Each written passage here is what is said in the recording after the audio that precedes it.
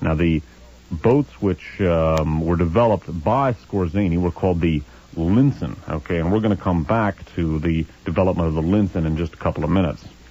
Now, in addition to the explosive motorboats, which we're going to discuss in greater detail, it's worth noting that Skorzeny was involved with the use of, or the development, really, I should say, of suicide aircraft. In other words, the use of kamikaze aircraft, if you will. And he worked very closely in the development of a number of different suicide weapons with a woman named Hanna Reitsch, last name R-E-I-T-S-C-H, who was an accomplished Nazi test pilot and one of Hitler's personal favorites.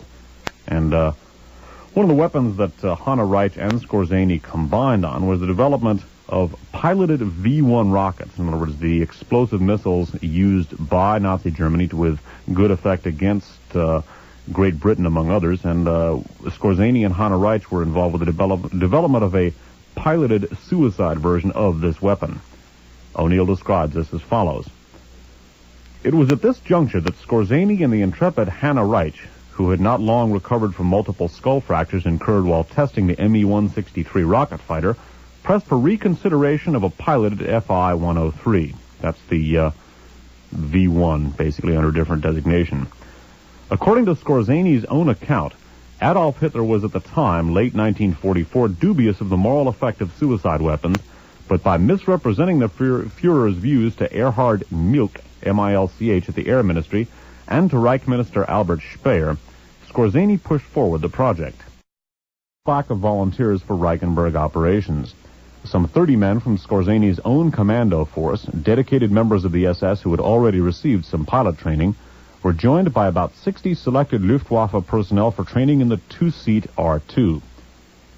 Pilots of the Leonidis-Staffel, that was Skorzeny's suicide air brigade, pilots of the Leonidis-Staffel were to carry the self-styled Substabsvermanner, the suicide personnel, into action.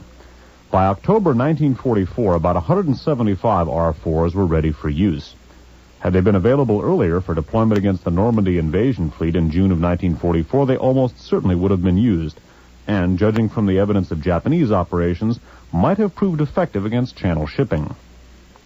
And last interesting note here is that when the Allies captured many of the German special weapons at the end of World War II, under an operation called Project Paperclip, or Operation Paperclip, many of these piloted V-1s were captured. Of course, Operation Paperclip, or Project Paperclip, is something we've talked about at great length on this series. It involved basically the importation of many of Germany's top scientists into the United States to work within the U.S. national security establishment, a development which led to many, many later problems, not the least of which was the assassination of President Kennedy, as we've talked about on these broadcasts before.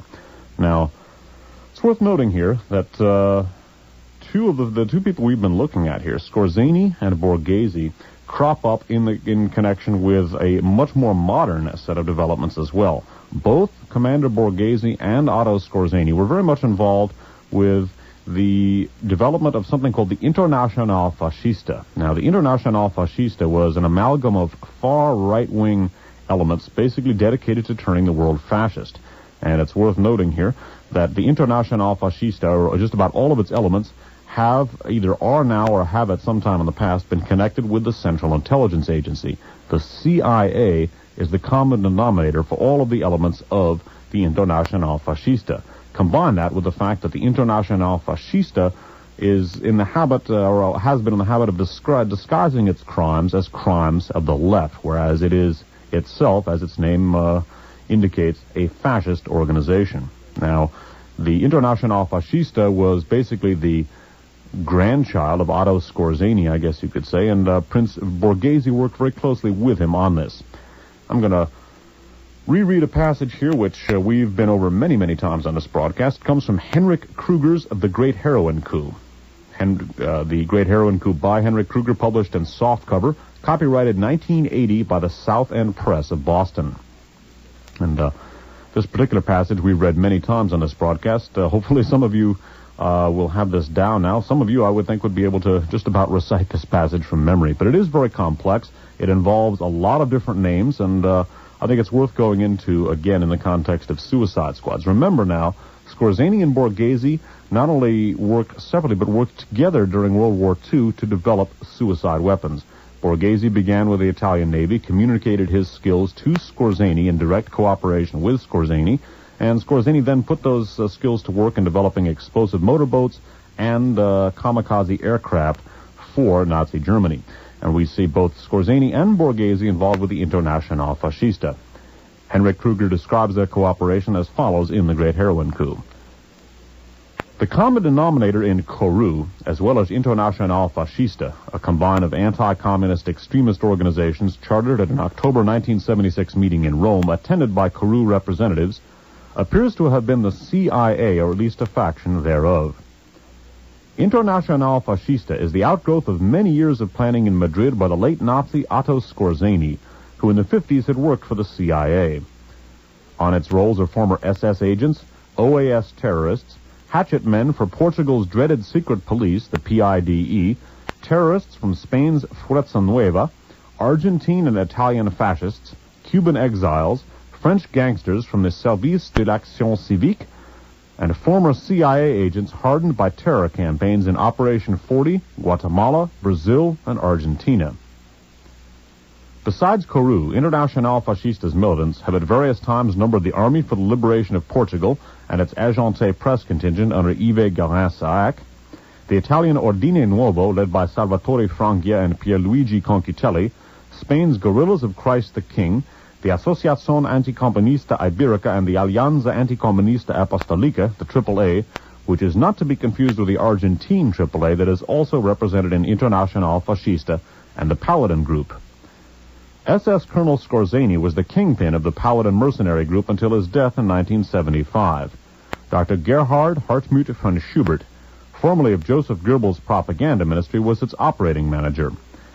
Headquartered in Albufeira, Spain, its actual nerve centers were Scorzani's export-import offices and cover firm MC, located at a Madrid address shared with a front for the Spanish intelligence agency SCOE under Colonel Eduardo Blanco, and also an office of the U.S. Central Intelligence Agency. I'm going to read that last sentence again. Headquarters in Albufeira, Spain. Its actual nerve centers, this recall is the Paladin mercenary group, its actual nerve centers were Scorzani's export-import offices and cover firm MC, located at a Madrid address shared with a front for the Spanish intelligence agency SCOE under Colonel Eduardo Blanco, and also an office of the U.S. Central Intelligence Agency. So Internacional Fascista's main component, the Paladin Group, shares an office with the CIA.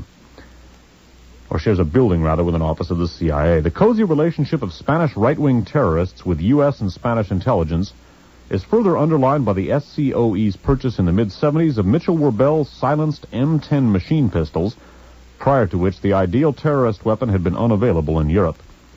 Shortly thereafter, the M10 turned up in the hands of Spanish and Italian terrorists.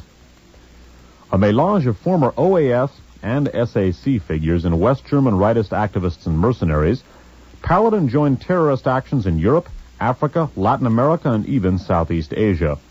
Along with Italian fascists, Paladin is responsible for the 17th of December 1973 bombing of Rome's Fiumicino airport, which claimed 32 lives. On behalf of the Spanish government, Paladin kidnapped and murdered leaders of the Basque ETA, and in 1974-6 engineered some 50 bombings in Basque Country. Paladin's bankrollers included Scorzani's weapons empire and Libyan head of state Muammar Gaddafi. The Scorzani-controlled World Armco, with main offices in Paris, was registered in the name of Paladin manager von Schubert. Upon the death of Scorzani in 1975, von Schubert moved to Argentina, but returned 6 months later to reorganize. Internacional Fascista was a crucial first step toward fulfilling the dream not only of Scorzani, but also of his close friends in Madrid exile, José López Rega, Juan Perón's Grey Eminence, and Prince Giusto Valerio Borghese, the Italian fascist money man who had been rescued from execution at the hands of the World War II Italian resistance by future CIA counterintelligence whiz James J. Angleton. They and other Nazi and fascist powers throughout Europe and Latin America envisioned a new world order built on a fascist iron circle linking Buenos Aires, Santiago, Lima, La Paz, Brasilia, and Montevideo. So again, in the Internacional Fascista, we find Scorzani and Borghese, who previously cooperated in the development of suicide weapons, and we find them both very much affiliated, in fact, two of the linchpins of the Internacional Fascista. Something very interesting here as well is the fact that the main component of Internacional Fascista, Otto Scorzani's Paladin mercenary group, involved was co-bankrolled not only by Scorzani's weapons empire, but also by Muammar Gaddafi of Libya. Now, in the past, we've talked about how Gaddafi's arms and training came from the CIA through Messrs. Turple and Wilson, who were not ex-CIA at all, as we've discussed on this broadcast. It's worth noting, too, that Muammar Gaddafi is no stranger to the development of suicide weapons. Now, recall that Scorzani and Borghese cooperate in the development of suicide weapons. Both are involved with the Internacional Fascista. We find Muammar Gaddafi also involved with the Internacional Fascista. And again, Muammar Gaddafi is very much connected to the use of suicide squads and suicide weapons in general. A quick example of this was carried in the San Jose Mercury News on Friday, May 18th of 1984. It's an AP story datelined Tripoli, Libya, headlined, Liquidation Units to Slay Libya's Traitors Abroad. Colonel Muammar Gaddafi's regime said Thursday that suicide squads are being created to hunt down and kill Libyan dissidents abroad. The masses, quote, the masses have decided to form suicide commandos to chase traitors, fugitives, and stray dogs wherever they are and liquidate them physically and without any hesitation, unquote, the official news agency JANA said in a dispatch. And specifically, we're going to take a detailed look at one possible weapon which may at some point be used by Muammar Gaddafi and its similarity to a weapon developed by Otto Scorzani. I'd like to jump back now to the development of something we referred to earlier, namely the Linsen. Now, the Linsen, or lentil as it is translated, it translates into German, were the explosive motorboats developed by Otto Scorzani from the basic design which he got from Giusto Valerio Borghese. Recall the two cooperated after the capitulation of Italy in World War II. Now, basically, the Linsen were high-speed motorboats filled with explosives which would crash into the sides of ships and explode after the crash. Hopefully, according to people operating them, would sink that ship. Now, the Linsen, these remote-controlled explosive motorboats, were basically very similar to something that Muammar Gaddafi has today. Now, the Linsen were originally piloted by an individual who would then crash the boat into the side of the target ship. Eventually, the Linsen were remote-controlled. O'Neill describes this in Suicide Squads. In theory, Linsen operations were more complex than those of Italian or Japanese EMBs. Each section of 3 Linsen comprised 2 one-man explosive-carrying boats and 1 two-man control boat. The boats were intended to attack under cover of darkness, their major targets being transports at anchor. They approached the target area at slow speed. The Linsen's engines were supposedly silent at a speed below 8 kilometers an hour, and with the control boat a little to the rear of the pair of EMBs. Then, within a few hundred yards of the target, the Linsen increased to full speed. Some 100 yards from the target, the pilots of the explosive-carrying Linsen tripped switches that turned over their craft to radio guidance by the control boat. Then the pilots ditched to be kept afloat by their life jackets until picked up by the control boat. The radio operator in the control boat was equipped with an ultra-shortwave transmitter based on the remote guidance system developed in 1943 for the B-4 Funkelpanzer demolition tank.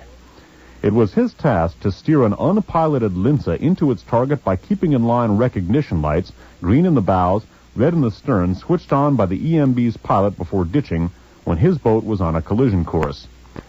These lights were shielded so that they could be seen only from astern. The radio operator's simple control box was capable of altering the Linse's course to port or starboard, stopping, starting, slowing or accelerating its engine, or detonating its explosive charge as close as possible to the target if the EMB itself appeared likely to miss. And again, these were developed by Otto Scorzani, and eventually he worked out a means where the pilots of manned torpedoes could remote control the Linson if necessary. Again, O'Neill describes this. Skorzeny wrote that Linson could, if necessary, be remote controlled by the pilots of Neger manned torpedoes, and a British naval historian records that Linson pilots captured off Normandy claimed that their boats were meant not to attack, but for the rescue of Neger operators. So that eventually, I had it turned around. He felt that, Skorzeny felt that eventually the pilots of the manned torpedoes could control the Linson boats themselves. And again, keep in mind Skorzeny's work in developing the remote-controlled explosive boats originally developed by Borghese as suicide weapons. Recall also that Otto Skorzeny and Muammar Gaddafi are the co-bankrollers of the Paladin mercenary group of the Internacional Fascista. Keep these remote-controlled explosive boats in mind as you listen to the following article. This from the San Francisco Chronicle of Thursday, March 1st of 1984. This is a New York Times story, dateline Washington, and headlined, Robot Terror Boats of Libya Reported.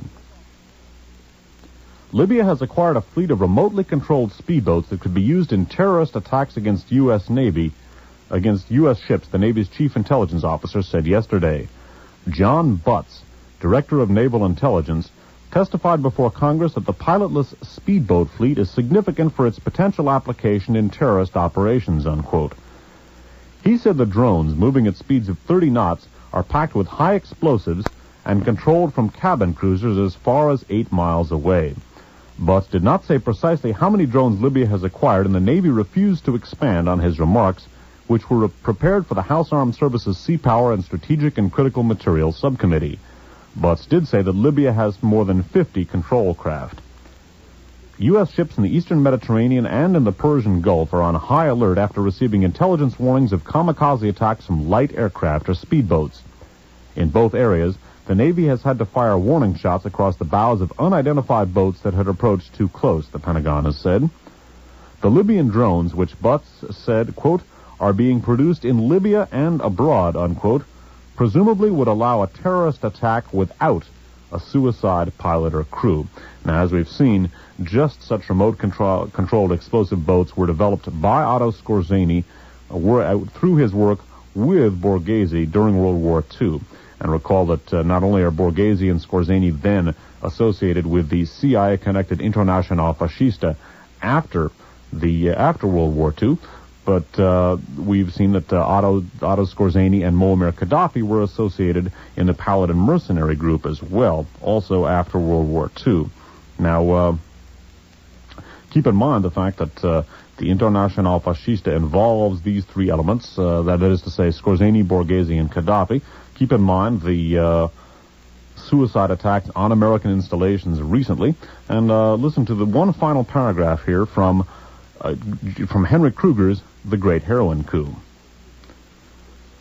What has made sleuth work difficult is Internacional Fascista's attempts to camouflage itself as an arm of the left. When General Joaquin Centeno Anaya, Bolivia's ambassador to France, was shot down in Paris in May of 1976, a caller to the police claimed the Che Guevara Brigade had murdered him to avenge the 1967 capture of Guevara in Bolivia. An eyewitness, moreover, claimed to have recognized the assailant as the infamous left-wing terrorist Carlos. However, 1 month later, the Nouvel Observateur reported that the assassination had been planned at Madrid's Consulada Hotel by Bolivian intelligence agent Saavedra and 3 terrorists from the Paladin group. Furthermore, inspection of Centeno Anaya's politics revealed his opposition to Bolivian President Banzer and allegiance to ex-President Torres, whose murder in Argentina followed shortly after Centeno's. Then it was the turn of former Chilean Foreign Minister Orlando Letelier to be murdered by Chilean and Cuban terrorists in Washington, soon after which the establishment U.S. press, citing CIA and FBI sources, pointed the finger at the Chilean left. Okay, now recall that, as we've seen in the past, Frank Turple has boasted of training Carlos the Jackal, and the CIA at one point protected Carlos himself. So the cropping up here of Carlos's name in connection with the Internacional Fascista is interesting in light of the fact that both Gaddafi of the Internacional Fascista and Carlos have had massive contacts with the Turple Wilson wing of CIA. Okay, that pretty much winds things up for the broadcast today. Keep in mind now, as you see these suicide attacks going on, keep in mind the presence of Scorzani and Borghese and Gaddafi together in the Internacional Fascista. Keep in mind the similarities in the robot-controlled boats that Gaddafi supposedly has now, the similarity between those boats and the EMBs that Scorzani helped develop at Lincoln. And keep in mind the fact that some of these suicide attacks on American installations, although they obviously don't involve boats or airplanes at this point, may be provocations. That is, provocation, of course, as we've seen in the past, is a form of terrorism in which one commits an act in order to discredit one's opposition. Frequently, one commits a terrorist act against one's own forces in order to blame the opposition, both for propaganda purposes and also in order to arouse the tempers of one's own forces against the projected enemy. Before winding up, let's sum up what we've looked at. We began by taking a look at the development by Prince Giusto Valerio Borghese of midget submarines to be used in a suicide attack on New York Harbor during World War II. Following that from a book called Suicide Squads by Richard O'Neill. Following that, again from the same book, we took a look at the cooperation between Borghese and SS Colonel Otto Scorzani after the capitulation of Italy. Basically, Borghese communicated his skills with regard to suicide weapons to Otto Scorzani, who then used those skills on behalf of the Third Reich. We took a look at Scorzani's development of piloted V-1 flying bombs, and then we took a look at the cooperation of Scorzani and Borghese in the Internacional Fascista, a fascist combine operating after World War II with the assistance of either the CIA or elements thereof.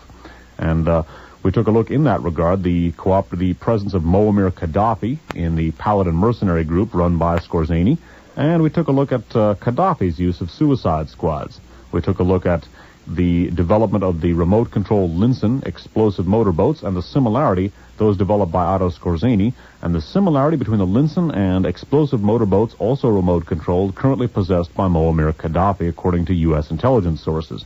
And, of course, those two, Gaddafi and Scorzani, are associated with Paladin Group and appear to have many, many similar ideas. And finally, we took a look at the Internacional Fascista's habit of disguising itself as an element of the left in order to attribute its terrorism to the left.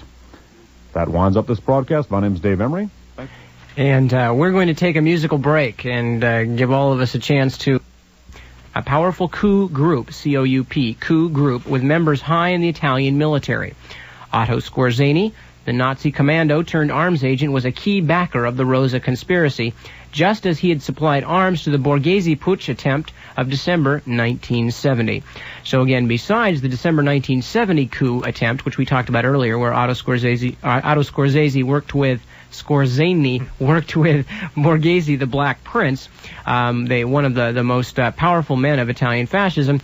In addition, he also worked with several members of these groups, including Michele Sindona, who had also been involved in the first coup group, on the Rosa de Venti coup, along with these various people, Sindona included, in 1973. Again, we looked at both the Rosa de Venti coup and the Borghese coup attempt in the Mediterranean merry-go-round, specifically in Radio Free America number 19, the third part in our 5-part series about who shot the Pope in Italian politics, Vatican politics, and so on and so forth. Those, again, available from Davcor. We'll tell you more about that later. But note the presence of Otto Scorzani with longtime associate Borghese and Michele Sindona in both coup attempts. Recall Michele Sindona's role as channeling as CIA funding conduit to the Borghese coup of 1970. Another interesting detail in which Scorzani figures in the background, another thing that we looked at in connection with our Mediterranean merry-go-round series, was the Piazza Fontana bombing. Sindona also channeled CIA funds, some of which were used for the Piazza Fontana bombing. Stefano Della Chiai was the main person in carrying that out.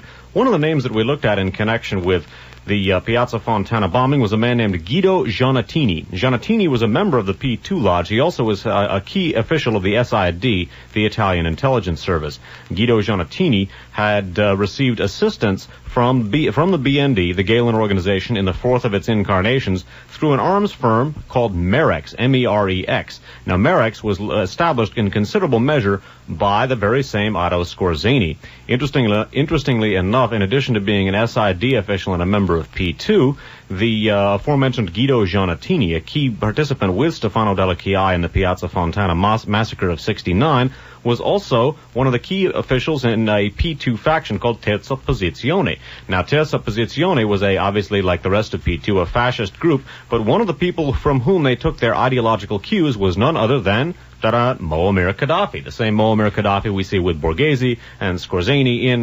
the Internacional Fascista and so forth, and of course Scorzani and Gaddafi go all the way back to the formation of the Libyan Secret Service. So these are things that we've seen a great deal of, and we're gonna take a look at some other.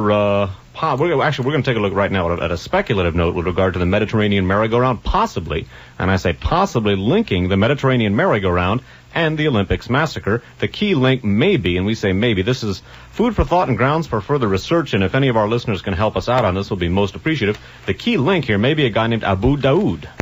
All right.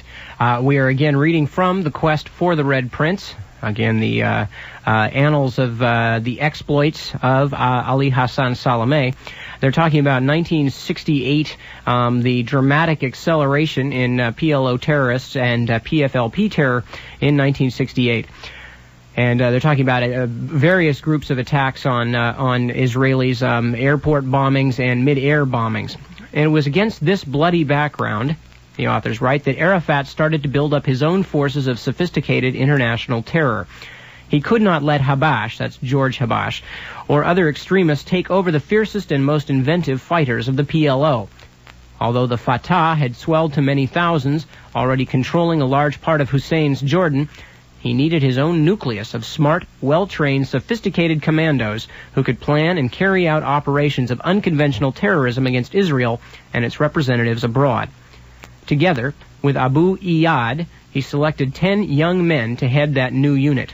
One was Abu Daoud, spelled A-B-U, D-A-O-U-D, a tall, lean expert in explosives and a would-be assassin. Another was Fakhri el-Umari, a cold, scheming killer and meticulous planner. The newest Fatah member to be added to the list was Ali Hassan Salameh. He was given a nom de guerre, traditionally deriving from the name of his eldest son, Abu Hassan, which meant father of Hassan. Skipping down. In the meantime, and this is about the time of the planning for 1972 and the Munich massacre, in the meantime, Salameh was putting the supply and backup organization in place.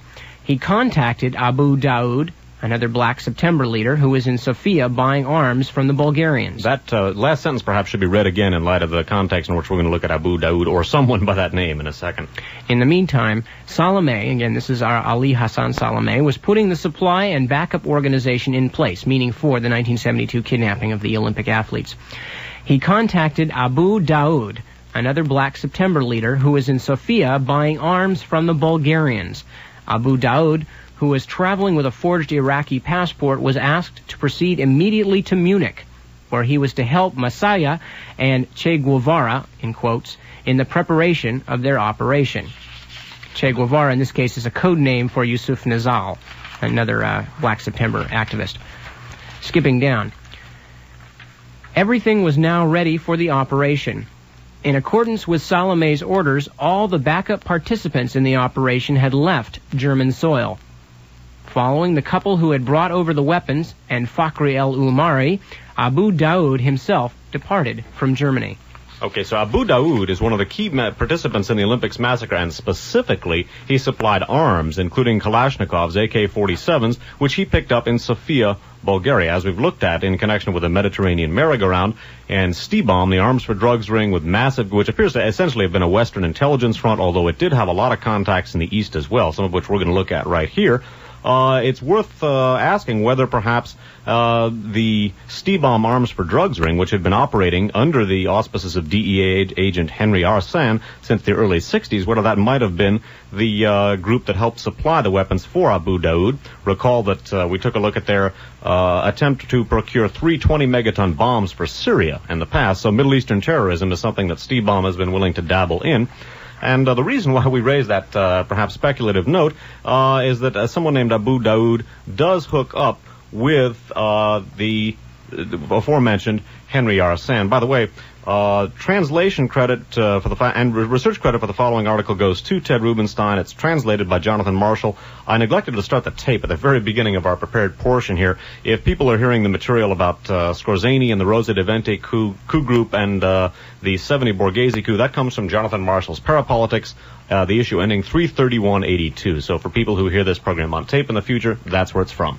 Again, just before reading this, to make the connections again real quickly, we had just heard that Abu Daoud, a Black September activist by the name of Abu Daoud, was involved in weapons, in the act of getting weapons for the PLO, and became involved in, and very importantly involved in, the plannings for the 1972 Munich massacre. Now, interestingly enough, Abu Daoud, at the time that he was sent to Germany, to Munich specifically, had been in Bulgaria buying weapons. Now, this is interesting for a variety of reasons. We had talked at great length during the Mediterranean Merry-Go-Round series about the fact that STIBOM, the Guns for Drugs and Terrorism organization that seems to be so prominently made up of people with ties to Western intelligence, among other things, has a connection for drugs and weapons going through Bulgaria. Now, this particular connection was apparently, and nothing has been confirmed, but evidence seems to suggest at this point that this Bulgarian connection was the actual Bulgarian connection that gave the people involved in the actual attempted assassination of the Pope and some of these other things, namely the P2 and other groups, the idea in the first place for trying to pin the thing on the Bulgarians and through them on the KGB. The connections appear to be in the black market underworld of drug dealing and gun dealing, but that apparently gave somebody the idea, or those connections gave somebody the access to names and places that would enable them to try and put together a case pinning it on the Bulgarians. Of course, that particular case, the Bulgarians as the initiators of the attempted assassination, fell apart. But the bones of that would-be theory show enough evidence that there are actually these connections that STIBOM has for their illegal doings in Bulgaria, and suggest that there are probably connections. So this other Abu Daoud, the one we know for sure was involved with the Munich massacre and his gun dealings on behalf of Middle Eastern terrorists in Bulgaria, is at least an interesting bit of circumstantial evidence. Now, going on with the Le Matin article translated by Jonathan Marshall. By the way, this article is called The Syrian Connection. It's from Le Matin of June 22nd, 1984. It's the third in a three-part series, the other two of which we dealt with in Radio Free America number 20, our fourth program about the Pope shooting series. The author is a man named Fabrizio Calvi. No relation as far as we know. Arsène, meaning Henry Arsène, also served as an intermediary between the Polish government and that of South Yemen to sell 56 tons of arms, 500 Kalashnikovs, and 5,000 Tokarevs, that's what I thought. But why did the Polish government use Arsène? Why did Arsène supply the Polish government with false documents attesting that the arms were destined for the Emirate of Qatar? Erdem got the response from Arsène's mouth, quote, "They explained that they didn't want the Soviets to know about the operation so they wouldn't get a percentage. The Poles had a pressing liquidity problem. This deal brought them $1,600,000. Still, according to Tegmen Erdem, the first negotiations, and Tegmen Erdem, by the way, was a DEA, a STIBOM participant who was arrested and decided to talk. Still, according to Tegmen Erdem, the first negotiations of which he was a part took place at the seat of the Polish ambassador in Vienna. Besides Arsène, the Polish delegation was composed of a functionary from the Defense Ministry named Andrzej Urbaniak, the sellers represented by Arsène, Tegmen Erdem, and two Syrians associated with Arsène. These two were named Abu Daoud, called George, and Mustafa Zenedin. So Abu Daoud, we have no idea, again, if it's the same Abu Daoud. Anybody who can give us any further information on this out there, we would be most grateful to hear it.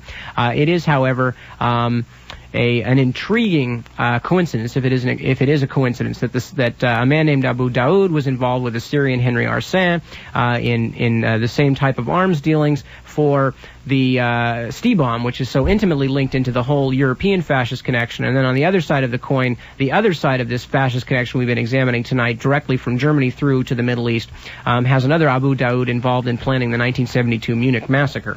Now, the last that I have heard, or Nip has heard about this Abu Daoud, the one that we know was involved in planning the Olympics massacre. He was arrested in Jordan in connection with a Black September plot.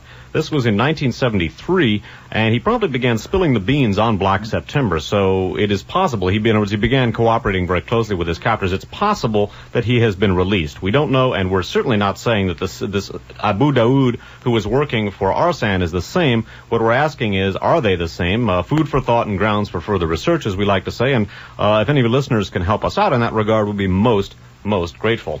Now, one of the elements in connection with terrorism that we looked at great length in the Mediterranean merry-go-round was, of course, the Red Brigades, and we specifically took a look at information that the Red Brigades may be agents provocateurs.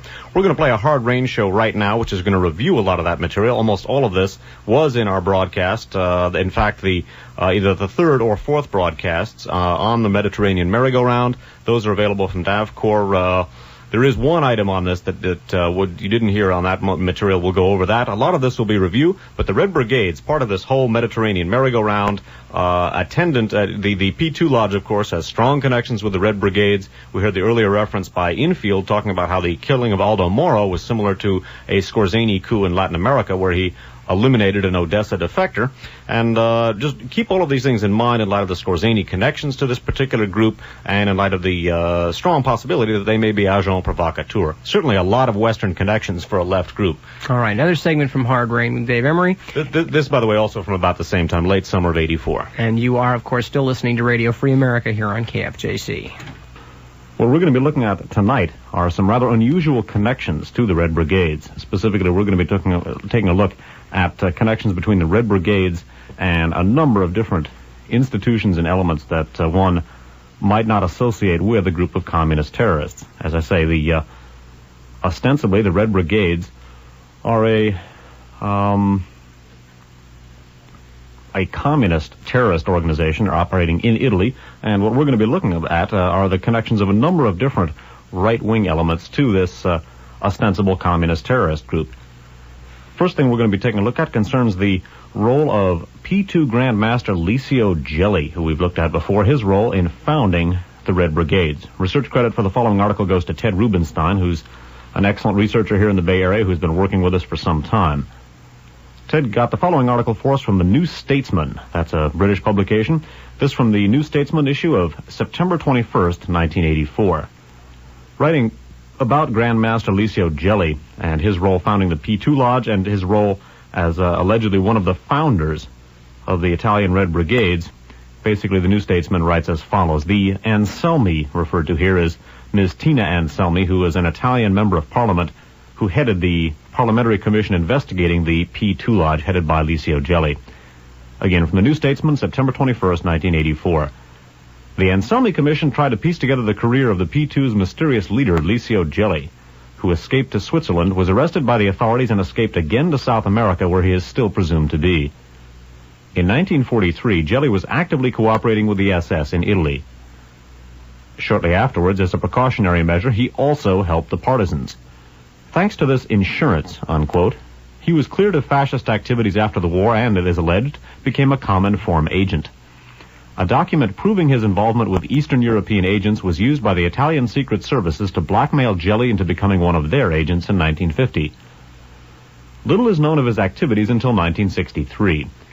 He was, for a period, in Argentina, where he established contact with fascist and Nazi exiles, as well as with the Argentinian Freemasonry. Back in Italy, he became a businessman, joined the Freemasons officially in 1963, and in 1966 entered the secret lodge Propaganda Due, or P2. Since then, and until 1975, Gelli was directly involved in subversion. The Anselmi report maintains that Gelli was connected with the death of left-wing publisher Gian Giacomo Feltrinelli in 1971, and with the founding of the Red Brigades. While maintaining his contacts with left terrorism, Gelli was taking part in the organization of an attempted right-wing coup d'etat. This was planned for the beginning of December 1970 under the leadership of Prince Valerio Borghese, a hero of the fascist Republic of Salo. Well, a number of things in that passage I just read you. First of all, take note of the fact that Licio Gelli was a doctrinaire fascist during World War II and prior to it. He not only worked very closely on behalf of Mussolini, worked with Mussolini and on his behalf in Italy. He also worked with the SS when, after the capitulation of the Mussolini government in Italy, of course, the German fascists, the German Nazis, continued to put up very fierce resistance to the Allies in Italy, and Licio Gelli worked with the SS, as stated in this article here. Now, in a current bestseller called In God's Name by David Yallop, which deals with the alleged poisoning of Pope John Paul I, the P2 Lodge is dealt with at great length, as is its founder, Grand Master Licio Gelli. And specifically, the P2 Lodge, Licio Gelli rather, was named in God's Name as being an Oberleutnant in the SS. And again, he was very close to Mussolini, worked on behalf of Mussolini throughout most of his early political career. Gelli did, that is. And although he did associate with the partisans and with communist elements in general, most of his, at the end of World War II, in order to get himself cleared, most of Gelli's contacts are with the far right.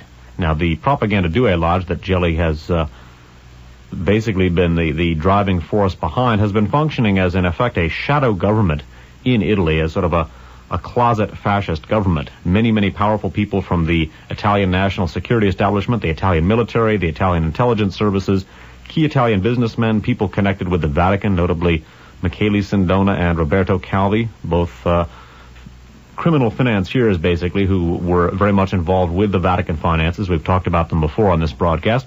All of these elements combined in the P2 Lodge, headed up by Licio Gelli. P2 had strong connections with Western intelligence services and NATO, notably the CIA. In addition, of course, as indicated there, P2 involved a great many far right-wing elements. Prince Borghese, another Mussolini follower we've looked at in the past in connection with the Internacional Fascista, an international combine of fascist elements around the world, particularly in Italy and particularly in Italy, Spain, and Latin America. And it's strange to see Licio Gelli, a right-winger with all of these fascists, basically with all of these connections. It's interesting to find him as one of the founders of the Red Brigades. Now, a possible motive for Licio Gelli backing an organization like this is to be found in another article that Ted Rubenstein got for us. This one is from The Economist, the issue of May 19th, 1984. The article is titled, "The P2 Bomb Goes Off." By the way, the New Statesman article was headlined, "Wanted Men Enjoying Power." That from New Statesman of September 21st. That contained the information about Gelli's founding of the Red Brigades. This article from The Economist of May 19th, 1984 was headlined, "The P2 Time Bomb Goes Off." It's from The Economist's Rome correspondent. I'm just going to read a short section of this. Again, referring to Ms. Tina Anselmi, the head of the Italian Parliamentary Commission investigating Licio Gelli's P2 Lodge. Ms. Anselmi also discusses the accusations that the police were inefficient during the kidnapping and murder of the Christian Democratic leader Aldo Moro by the Red Brigades in 1978.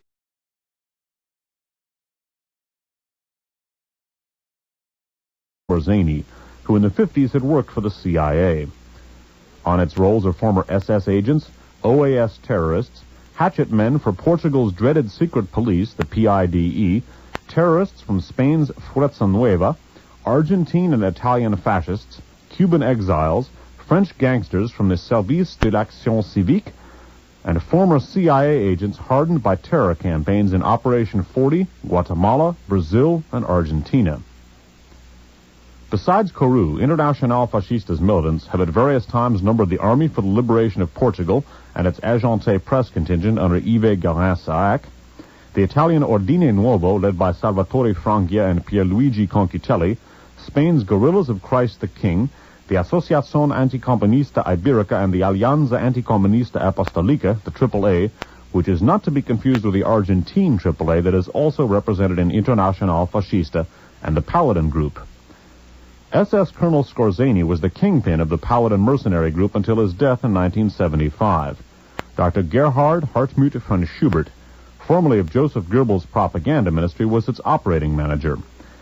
Headquartered in Albufera, Spain, its actual nerve centers were Skorzeny's export-import offices and cover firm MC, located at a Madrid address shared with a front for the Spanish intelligence agency S-44, dubious of the moral effect of suicide weapons, but by misrepresenting the Führer's views to Erhard Milch, M-I-L-C-H, at the Air Ministry, and to Reich Minister Albert Speer, Skorzeny pushed forward the project.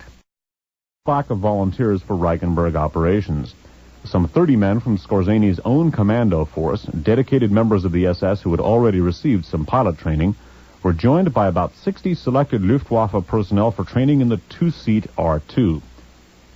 Pilots of the Leonidas Staffel, that was Skorzany's suicide air brigade, pilots of the Leonidas Staffel were to carry the self-styled Substabsvermanner, the suicide personnel, into action. By October 1944, about 175 R4s were ready for use. Had they been available earlier for deployment against the Normandy invasion fleet in June of 1944, they almost certainly would have been used, and, judging from the evidence of Japanese operations, might have proved effective against Channel shipping. And last interesting note here is that when the Allies captured many of the German special weapons at the end of World War II, under an operation called Project Paperclip, or Operation Paperclip, many of these piloted V-1s were captured. Of course, Operation Paperclip, or Project Paperclip, is something we've talked about at great length on this series. It involved basically the importation of many of Germany's top... Reread a passage here which we've been over many, many times on this broadcast. It comes from Henrik Kruger's The Great Heroin Coup. The Great Heroin Coup by Henrik Kruger, published in softcover, copyrighted 1980 by the South End Press of Boston.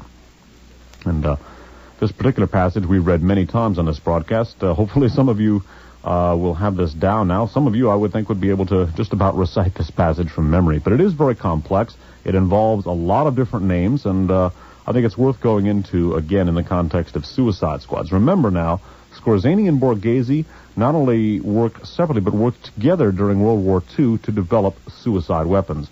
Borghese began with the Italian Navy, communicated his skills to Skorzany in direct cooperation with Skorzany, and Skorzany then put those skills to work in developing explosive motorboats and kamikaze aircraft for Nazi Germany. And we see both Skorzany and Borghese involved with the Internacional Fascista. Henrik Kruger describes their cooperation as follows in The Great Heroin Coup. The common denominator in CORU, as well as Internacional Fascista, a combine of anti-communist extremist organizations chartered at an October 1976 meeting in Rome, attended by CORU representatives, appears to have been the CIA, or at least a faction thereof. Internacional Fascista is the outgrowth of many years of planning in Madrid by the late Nazi Otto Skorzeny. Now, the boats which were developed by Skorzany were called the Linsen, okay, and we're going to come back to the development of the Linsen in just a couple of minutes. Now, in addition to the explosive motorboats, which we're going to discuss in greater detail, it's worth noting that Skorzany was involved with the use of, or the development, really, I should say, of suicide aircraft. In other words, the use of kamikaze aircraft, if you will. And he worked very closely in the development of a number of different suicide weapons with a woman named Hanna Reitsch, last name R-E-I-T-S-C-H, who was an accomplished Nazi test pilot and one of Hitler's personal favorites. And one of the weapons that Hanna Reitsch and Skorzany combined on was the development of piloted V-1 rockets. In other words, the explosive missiles used by Nazi Germany with good effect against Great Britain, among others. And Skorzany and Hanna Reitsch were involved with the development of a piloted suicide version of this weapon. O'Neill describes this as follows. It was at this juncture that Skorzany and the intrepid Hanna Reitsch, who had not long recovered from multiple skull fractures incurred while testing the Me-163 rocket fighter, pressed for reconsideration of a piloted Fi-103. That's the V-1, basically under a different designation. According to Skorzany's own account, Adolf Hitler was at the time, late 19th, scientist into the United States to work within the U.S. national security establishment, a development which led to many, many later problems, not the least of which was the assassination of President Kennedy, as we've talked about on these broadcasts before. Now, it's worth noting here that two of the two people we've been looking at here, Skorzany and Borghese, crop up in connection with a much more modern set of developments as well. Both Commander Borghese and Otto Skorzany were very much involved with the development of something called the Internacional Fascista. Now, the Internacional Fascista was an amalgam of far right-wing elements basically dedicated to turning the world fascist. And it's worth noting here that the Internacional Fascista, or just about all of its elements, have either are now or have at some time in the past been connected with the Central Intelligence Agency. The CIA is the common denominator for all of the elements of the Internacional Fascista. Combine that with the fact that the Internacional Fascista is in the habit, or has been in the habit of disguising its crimes as crimes of the left, whereas it is itself, as its name indicates, a fascist organization. Now, the Internacional Fascista was basically the grandchild of Otto Skorzeny, I guess you could say, and Prince Borghese worked very closely with him on this. I'm going to